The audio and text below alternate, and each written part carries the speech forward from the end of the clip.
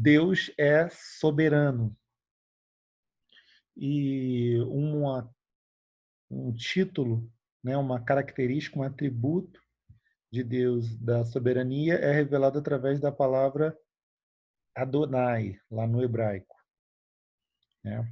Essa palavra Adonai, tanto a palavra Adonai quanto o tetagrama, né, o eu sou,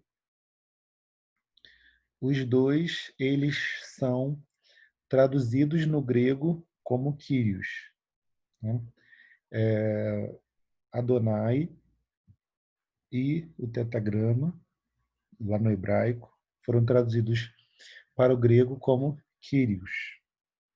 E os títulos para Deus, né? El, Elohim, Elohá, lá do hebraico, foram traduzidos para o grego como Theos, Theos, né?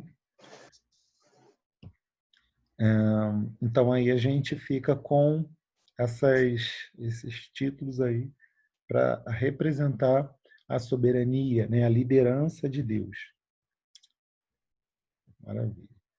Quando a gente cita aqui Apocalipse, Filipenses e Coríntios, se referindo a Jesus como Senhor, essa é uma das comprovações de que Jesus ele recebe o mesmo título de Deus, né, de Deus Pai.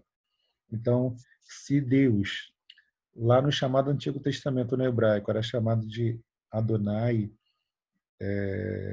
por várias vezes, Jesus vai receber esse mesmo título, o mesmo título de Senhor. Ou seja, Jesus é Deus. Muito importante frisar, Jesus ele não deixou de ser Deus, nunca.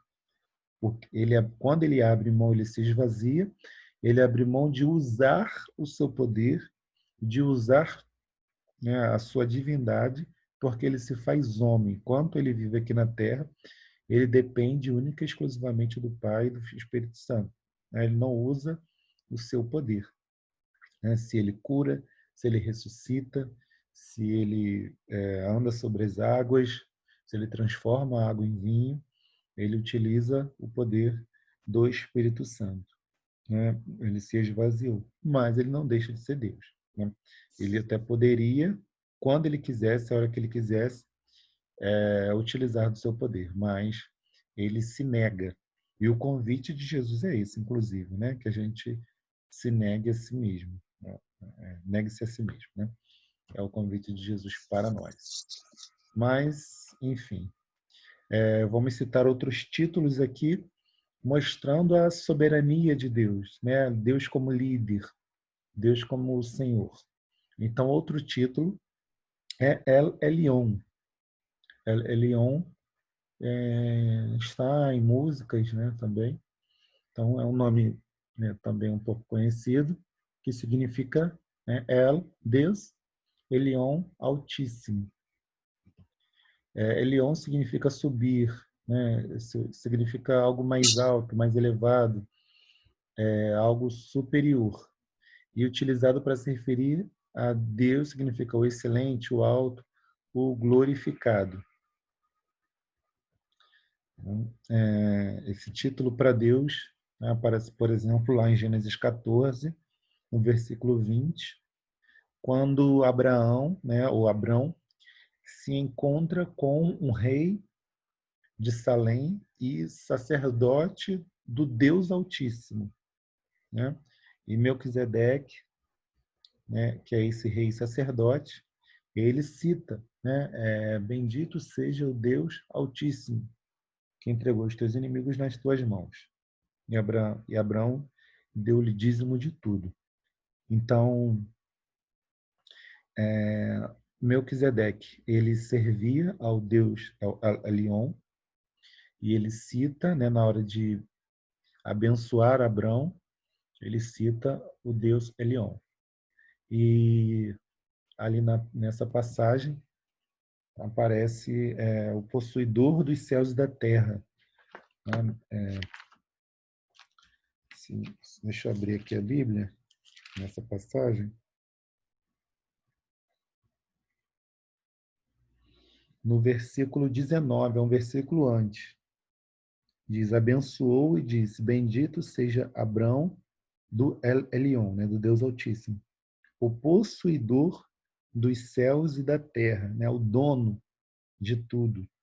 Esse termo, El Elion, então, ele mostra Deus como aquele que é superior. Superior a quê? A sua criação, né, superior aos céus e à terra. Ele é superior aos homens, né, todos nós, e ele é superior, né, esse é importante, porque ele é superior aos deuses. Então, lá na época de Abraão, os homens já tinham inventado muitos deuses. Na Babilônia, né, o panteão dos deuses era muito grande. Então, cada um nas suas casas tinha lá os seus ídolos, as suas imagens, né, os seus terafins, os reis, os imperadores, eles já se proclamavam como deuses. Então havia uma grande idolatria. A família de Abraão era fabricante de imagens, de ídolos. E quando Abraão chega lá em Canaã, não é diferente. Lá em Canaã também, os povos que habitavam ali também tinham muitos ídolos. E aí o El Elyon, ele representa aquele que é superior aos deuses, né? Ele é o Deus maior, o Deus que está elevado. Muita gente pode interpretar isso de uma forma equivocada, né? No sentido de que muita gente poderia servir a vários deuses, mas colocar o Deus Criador como o Deus maior, né? Mas continuar na idolatria. Isso não resolve, né? Não adianta eu ter minhas imagens, eu ter minhas esculturas, idolatrá-las, e também adorar a Deus e dizer, né, da boca para fora que o Deus, Criador dos céus e da terra, é o meu Deus. Então, Deus ele não quer ninguém, né, nenhum Deus falso do lado dele. Não só de ídolos na própria palavra, né, mas como qualquer outro tipo de adoração. Então, esse leão é superior aos deuses. Salmo 7,17, né, mostra também, eu louvarei ao Senhor segundo a sua justiça.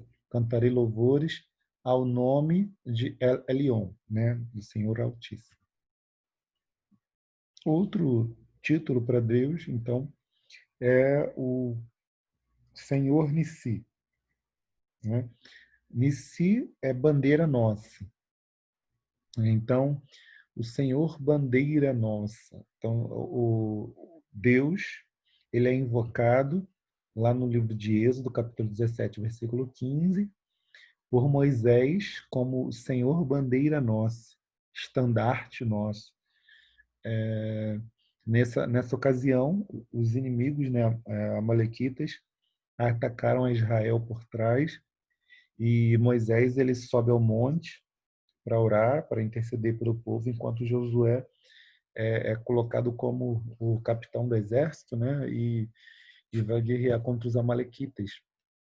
E é nessa passagem que diz que quando Moisés levantava as mãos, o povo de Israel vencia, e quando ele se cansava e abaixava as mãos, o povo perdia. Enfim, no final de tudo, Israel vence a guerra, e aí um título para Deus, né, um nome, né, uma característica, um atributo que Moisés dá para Deus ali naquela ocasião é que o Senhor é o nosso estandarte, que o Senhor é a nossa bandeira.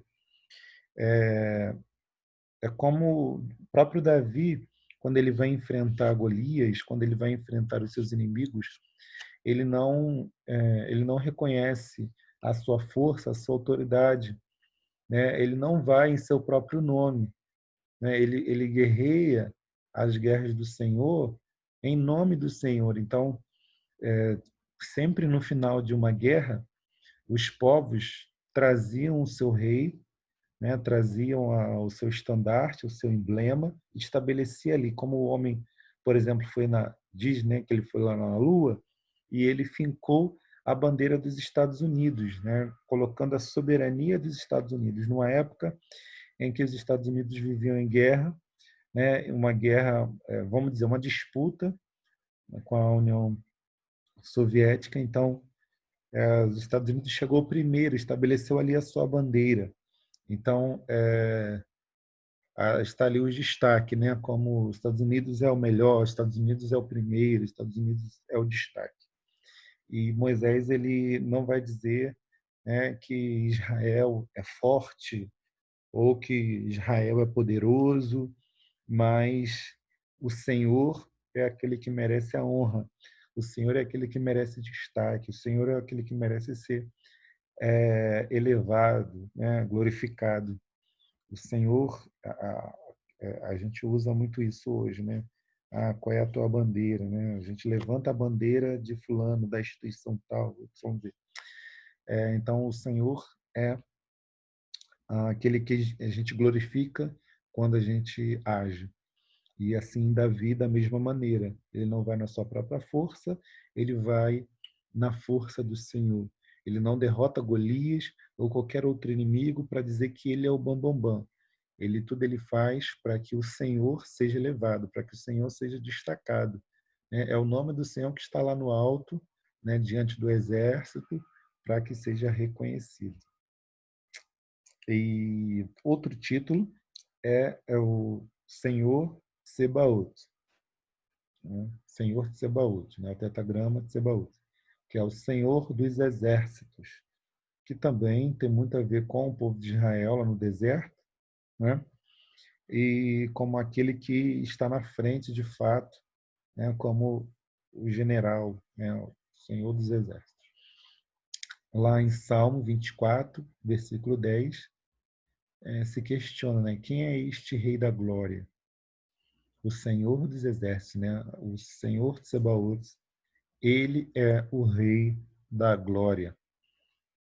Bom, então quem está à frente do exército não é Josué, né? Quem está à frente do exército não é Davi, é alguém que Josué está representando, é alguém que Davi está representando.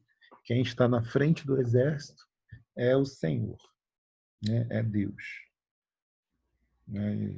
Enfim, em outra oportunidade a gente comenta mais sobre esse versículo. Outro título importante é o Safatanu, que é o legislador nosso. Lá no Senhor Nissi, né, esse final que tem o izinho, e aí o Safatanu, né, esse u no final, isso aí representa o pronome possessivo, né, o nosso, nossa, nosso. Então, Isaías 33, versículo 22, diz: porque o Senhor é o juiz nosso, ou nosso juiz, né? O Senhor é o nosso legislador.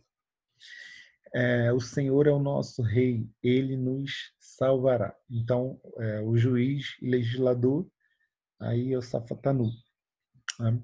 Que é o Senhor, é aquele que ele escreve as leis. Além de julgar, ele escreve as leis.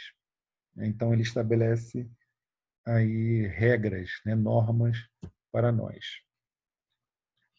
E como a gente falou lá sobre que Deus é espírito, né, e ninguém viu nem pode ver, a gente pegou essa imagem que mostra, não sei se está dando para entender o que significa, o que simboliza essa imagem aí. Vocês conseguem captar o que a gente quis mostrar com essa imagem, com esse desenho aí no meio? Deus sentado no seu próprio trono? Isso aí. Então que bom que deu para entender que é um trono. Deu para entender que é um trono, né? Então, a gente comentou isso em outras oportunidades, né? Quando a Bíblia fala sobre o trono de Deus, não quer dizer que Deus fique lá 24 horas por dia, sentado em um trono, né? Deus não cabe num trono, mas essa representação, né, essa figura, foi uma forma de Deus falar para nós, foi uma forma dos profetas revelarem para nós que Deus é soberano, que Ele é o Senhor, que Ele é, de fato, o juiz, que Ele é, de fato, aquele que governa, que Ele é o Elion, né? Então, a representação de um trono mostra isso, né? Deus como um rei, como aquele que governa, como aquele que estabelece, cria os decretos, as suas normas.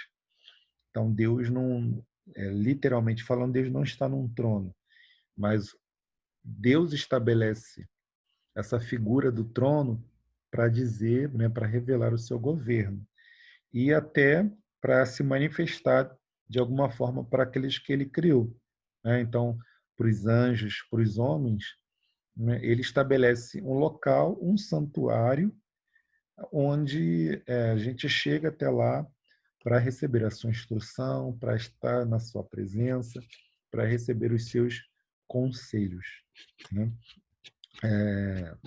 E aí vários personagens das escrituras vão ver o trono de Deus, vão ver, né, de alguma forma de que tem alguém sentado lá, mas eles não vão ver o rosto. Então, normalmente não vai se ver o rosto.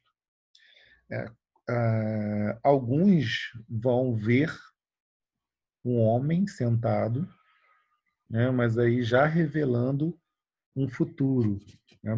Já vai revelar o futuro onde uma pessoa, que é Jesus, né, com um corpo, ainda que glorificado, sentado nesse trono ou ao lado desse trono. Então, por exemplo, o diácono Estevão, lá em Atos, ele vai ver o trono, ele vai ver Jesus em pé do lado do trono. Já Isaías, o profeta Isaías, ele vai ver Jesus sentado no trono e esse trono sendo levantado, esse trono subindo. Então, dependendo do profeta, dependendo da situação, né, quando eles veem uma pessoa, de fato, eles veem a pessoa de Jesus. Mas quando eles olham para o Pai, né, eles não conseguem ver o rosto. Eles veem uma luz, eles veem, né, um arco colorido, eles veem algo, trovões, mas eles não conseguem ver o rosto, né, desse símbolo aí do Pai. Tá? Mas o Pai não está sentado num trono. Ele pode manifestar a presença dele em um local específico, como um trono, para se aproximar dos seus anjos e dos seus filhos. Mas o trono, ele traz esse símbolo, né, do Senhor como Adonai e do Senhor como El Elyon, né, como o Deus que reina. E, como nós falamos na última aula, Deus é imutável. O que significa imutável? Que ele não muda nunca. Isso aí, Ele é sempre o mesmo. perfeito. Então, Deus não muda, né? A gente leu esses 3 versículos na semana passada, Isaías 46:10, Malaquias 3:6 e Tiago 1:17, onde mostra aí que Deus ele não muda. Em Isaías 46:10 mostra que o conselho dele será firme, e ele fará toda a sua vontade. Então ninguém muda Deus. O que ele estabeleceu lá no princípio, né, ele já estabeleceu, né, e ele vai cumprir. Então, assim, aí, aqueles que acreditam num tipo de predestinação, como se Deus criou alguém e estabeleceu que ele vai ser condenado, não é isso que a Bíblia, né, quer dizer, né? Porque Deus nos deu liberdade. Mas dentro da nossa liberdade, Deus nos impôs limites, né? Nós somos limitados. E dentro desta liberdade, ele ele faz a vontade dele em que sentido? Aqueles que o obedecerem, aqueles que seguirem a Jesus, aqueles que creem na cruz e pedirem, né, buscarem o perdão de seus pecados, ele perdoa. E aqueles que não querem, que rejeitarem a pessoa de Jesus, né, estão condenados. Então, ele faz a vontade dele, né? E Malaquias 3:6 diz que ele não muda, né? Se ele mudasse, já era para todos nós. inclusive para o povo de Israel. Mas ele não muda. E o Tiago diz que nele não há mudança e nem sombra de variação. E aí, para dar exemplo disso, a gente mostrou uma passagem que parece que Deus mudou de ideia, né? Mas Deus não mudou. Então, quando Deus fala com o rei Ezequias que ele deveria morrer, era o melhor para a vida dele. Mas ele não pediu a Deus aí uma oportunidade. Deus, na sua liberdade, Deus deu liberdade para o rei, deu mais 15 anos, mas não foi bom para o rei Ezequias. E a história do dilúvio, tá? Que aparece lá em Gênesis como Deus arrependido. Em outra oportunidade, se o Senhor nos permitir, a gente comenta mais sobre esse arrependimento de Deus. Mas a palavra arrependimento, ao mesmo tempo, significa tristeza, mas ao mesmo tempo significa consolo.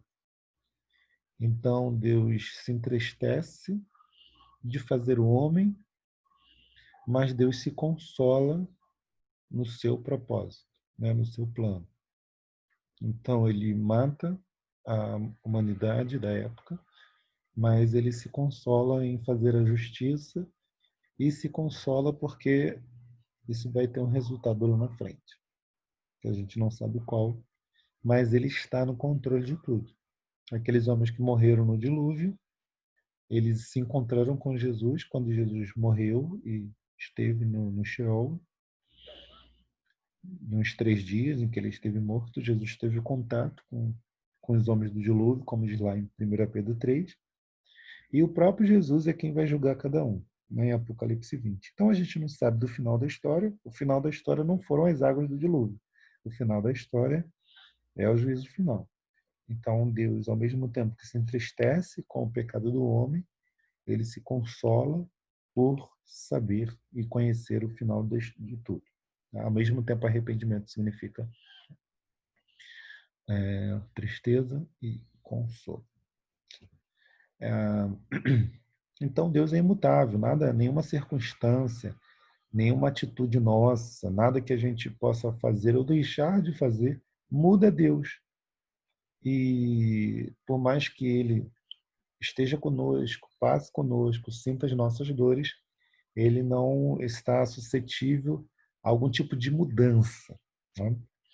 Ou para melhor ou para pior, né? E Deus, como diz aqui, né, Deus se apresenta como aquele que não muda. Sendo assim, o que ele decide, ele realiza.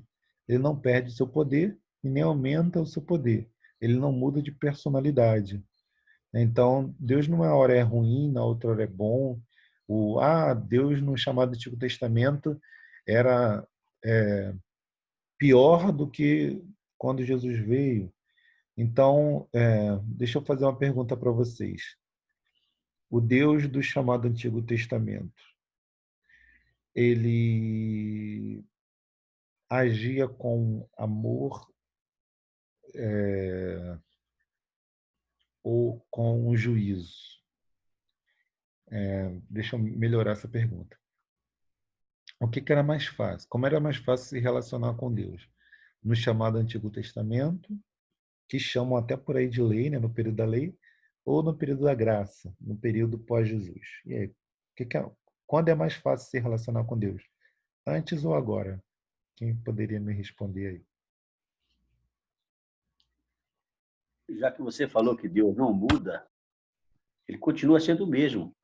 O mesmo amor que ele tem para conosco hoje é o mesmo amor que ele tinha para com o povo lá no Antigo Testamento, na época da lei. Eu Perfeito. entendo assim. Então, eu dou um exemplo de Davi. Davi foi um homem que adulterou. Primeiro de tudo, ele teve preguiça, ele não foi para a guerra, ele não cumpriu com o seu dever de rei, então ele já estava tudo errado. Aí, naquilo tudo, ele foi olhar para a vizinha, adulterou, né? Mentiu, tentou lá inventar uma história para o marido dela ficar com ela. matou, né? Ele participou da morte de Urias, colocou ele na frente da guerra para ele morrer mais rápido. E, enfim, toda aquela situação. E ele merecia apedrejamento, ele merecia a morte. E o próprio Davi diz que ele merecia a morte. Mas Deus perdoa. E se a gente for olhar lá, por exemplo, no que dizem que é o período da graça, nós vemos lá diante dos apóstolos um casal, Ananias e Safira, porque contaram uma mentirinha. E olha que eles deram uma boa oferta. Venderam o terreno. Quanto que está um terreno hoje, né? Dependendo, né? Vamos colocar o mais barato 20 e poucos mil, né? Ou chega até uns 300 mil, dependendo do lugar. Vendeu o terreno, doou pela metade, uma boa oferta, mas contaram a mentira e foram fulminados. Então, assim, o mesmo Deus que, como o Geraldo falou, né? O mesmo Deus que era bom no passado e perdoava Davi, é o mesmo Deus bom hoje, né? Que perdoa Saulo, né? O apóstolo Paulo e tantos outros. E o mesmo Deus que foi juiz no passado, que agiu com juízo no dilúvio, no Egito, com o povo de Israel, é o mesmo Deus que atua com juízo sobre a igreja, né, sobre os seus filhos, sobre o planeta. Né? Estamos vivendo aí um período, né, de juízo. Né? Então, é o mesmo Deus, de fato. Ele não muda. Então, ele age com amor, com perdão, mas ele age com juízo, com justiça. Tem muita gente que quer colocar o Deus do Novo Testamento, depois que Jesus veio, como bonzinho, que perdoa todo mundo, que ama todo mundo, só amor. Mas não é bem assim. As pessoas que falam isso, eu acho que não leram o Novo Testamento todo. Porque, por exemplo, o Apocalipse, o negócio vai ficar feio. Né? Então, é o mesmo Deus. Tanto o seu amor quanto a sua ira. Ele não mudou. O que muda é o homem. Nós mudamos. Se, como diz lá em Jeremias, se Deus falou, Rodolfo, você vai ser ajuizado, você vai ser julgado, você vai morrer. E eu, Rodolfo, me arrepender em mudar os meus caminhos, ele muda com a sua palavra. E se ele tinha falado que iria morrer, ele me dá a vida. Né? Se eu me arrependo, ele se arrepende. Nesse sentido. E se Deus chega para mim e fala, Rodolfo, eu vou, né, eu tenho uma grande obra na tua vida, e isso e aquilo. Mas eu caí no pecado, né? Caí na bagunça. E me afastar do Senhor, aí Deus não vai cumprir a bondade que ele tinha dito que faria. Então, se eu me arrependo de buscar a Deus, se eu mudo os meus caminhos, Deus também vai mudar as suas promessas com relação à minha pessoa. Né? Então, por isso que muitas promessas, muitas profecias de Deus têm um se na frente. Se fizer isso, vai acontecer tal coisa. Se fizer aquilo, vai acontecer outra coisa. Então, são as promessas condicionais. Não é porque Deus mudou. Deus permanece o mesmo. Nós mudamos. É diferente. Então, para falar disso, nós temos aí pelo menos 2 títulos, né, para falar da imutabilidade de Deus. Deus como a rocha, né, essa Atsur é a rocha no hebraico, né, traduzido nas nossas Bíblias como uma rocha, mas não seria uma rocha normal, não uma pedra. Seria uma pedra enorme, né, um penhasco, né, algo do tamanho de um morro. Então, aí em Deuteronômio 32:4 diz: Ele é a rocha, cuja obra é perfeita, porque todos os seus caminhos justos são. Deus é a verdade, e não há nele injustiça. Justo e reto é. Então, nós vemos aqui que Deus ele ele de fato não muda, né? Ele permanece, então ele é perfeito, né? Ele é justo, então é reto, ele é verdadeiro, então ele não muda com a sua palavra. Nós mudamos, mas ele não.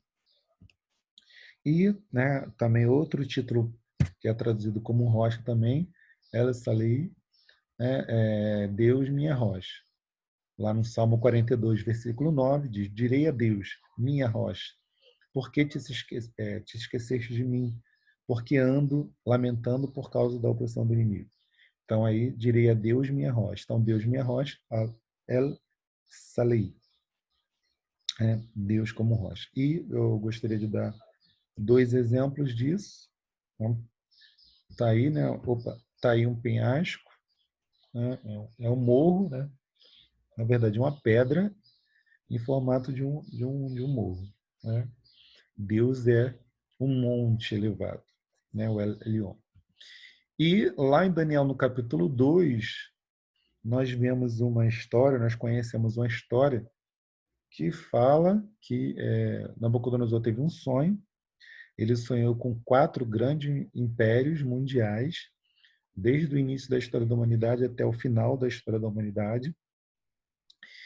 O primeiro império seria a Babilônia, né, o atual Iraque. Depois dele viria o Império Medo-Persa, né, o primeiro é ouro, o segundo é prata, né, que seria hoje o Irã. Depois do Irã, né, do Império Medo-Persa, Dário Ciro, veio o bronze, que é o Império Grego, né, a Grécia.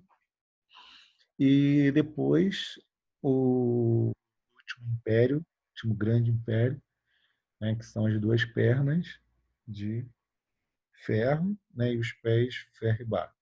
Né, aponta para o Império Romano e a sua extensão, né, o reino final. O príncipe de Roma, né, virá para completar aí essa estátua. Já deve estar por aí ou está chegando. Mas no final de todos esses impérios, Daniel, no capítulo 2, diz que lá de um monte, né, de uma montanha, de um penhasco, é cortada uma pedra, né, é cortada uma rocha. E essa rocha ela vem em direção à estátua e bate nos pés da estátua, né, lá no final desses 4 impérios. E quando essa pedra bate lá no final dos 4 impérios, nos 10 dedos, essa rocha ela destrói a estátua de baixo para cima, né? Derruba tudo, e essa pedra ela se torna, né, o novo governante, o novo reino. E esse reino, por ser de pedra, ele não tem fim. Então a pedra, a rocha, nas escrituras, elas, como a gente já falou, né, anteriormente, ela mostra, né, ela representa a eternidade, ela representa um reino, né, de Deus, o Deus soberano reinando por toda a eternidade. Né? Então, ele é Jesus, né? Jesus é aquele que era, vamos dizer, o grande penhasco, né? Era Deus, mas se fez homem, ele veio até nós, se fez homem, ele foi cortado, ele morreu, mas um dia ele vai ressuscitar e vai voltar do céu e vai estabelecer o seu reino, e o seu reino será eterno. Né? Então a Bíblia vai falar várias vezes sobre esse reino eterno. Então Jesus, ele se tornará, né, na terra como o legislador, como o juiz, como o Senhor dos exércitos, né, como o capitão dos exércitos de Deus, como aquele que vai na frente, e ele é a própria bandeira, né? Ele é o Senhor em si, ele é o estandarte, ele é aquele que foi levantado lá na cruz e aquele que vai ser levantado entre todas as nações um dia.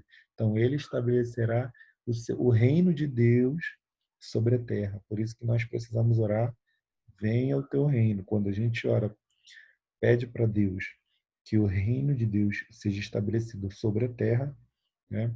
Jesus é aquele que vai trazer o reino de Deus sobre a terra.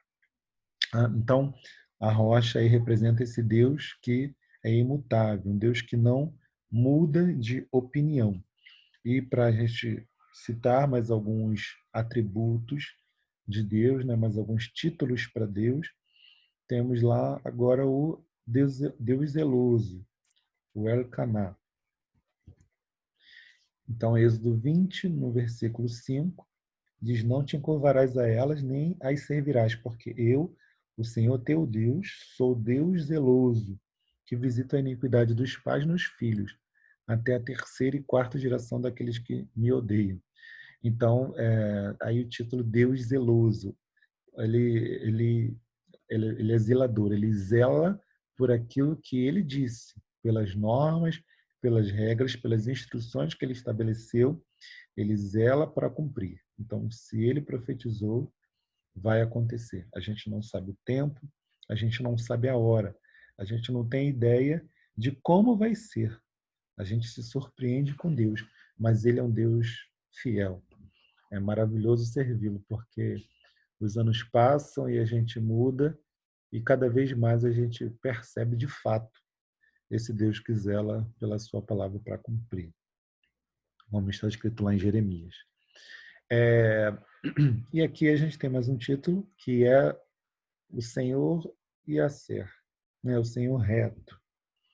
Então, lá em Salmos 92, versículo 15, diz: para anunciar que o Senhor é reto, ele é a minha rocha e nele não há injustiça. Então, Senhor reto, né? É o Senhor Yaser.